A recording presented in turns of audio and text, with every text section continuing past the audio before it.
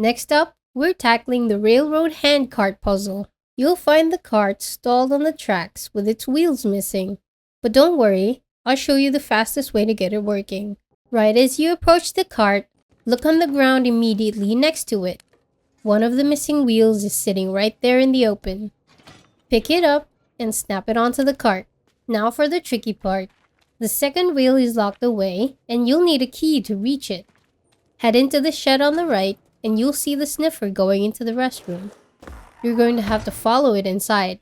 Once you're in, on the far side of the restroom, keep an eye out for a plunger. You'll need to use it on the toilet to get the key you need.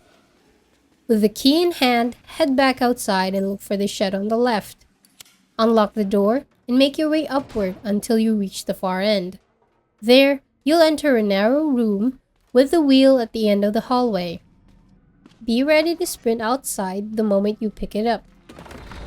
Once you've made it safely back to the tracks, place the final wheel on the front of the cart. And that's how you repair the handcart in REANIMAL.